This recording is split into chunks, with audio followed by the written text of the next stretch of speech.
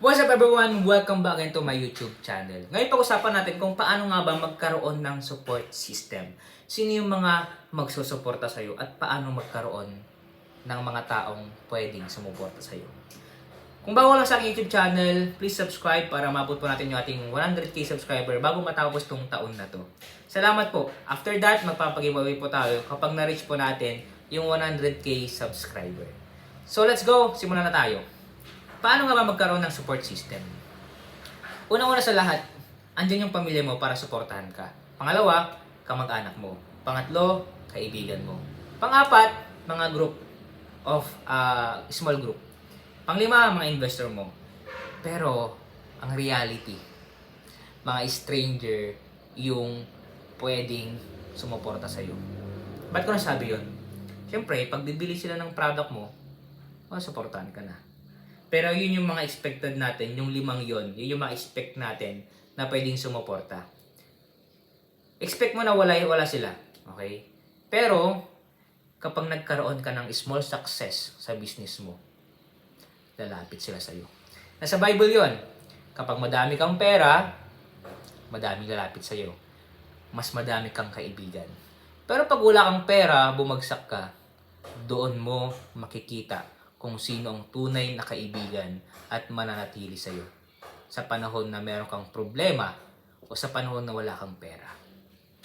Kaya pag nagkaroon ka ulit ng pera, may katiwalaan ka ulit ng pera, you know the right people. Kaya tuloy lang tayo. Sa experience ko, yun yung nangyari. Akala ko sila yung magiging kasama ko hanggang sa pagtanda ko. Pero meron talaga na hindi totoo sa buhay natin.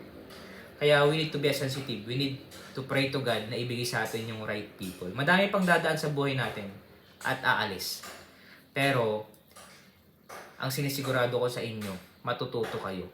At the same time, mahanap nyo rin yung right people. Especially sa pagninegosyo at partner nyo sa negosyo. That's my prayer. Sana kapag magkaroon man ako ng asawa, siya na rin yung right partner ko sa business. Okay? Kaya tuloy lang tayo kahit madaming ganung pangyayari sa pagninegosyo. Dahil ang panalo sa pagninegosyo ay yung hindi sumusuko.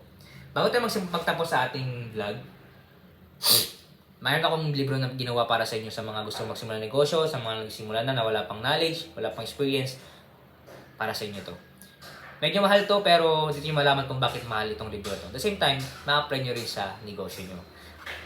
Kung sino pa mag-order, nasa description po yung Facebook page link po natin. Click nyo lang po yan tapos mag-message po kayo para ma-update po kayo lagi sa ano yung mga transaksyon o paano namin may deliver agad itong libro na to. Huwag nyo po kalimutan na like and follow yung Facebook page po natin kasi bago lang po yan.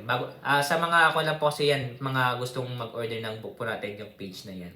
Alright, so thank you for watching and dito muna tayo. See you in my next vlog. God bless.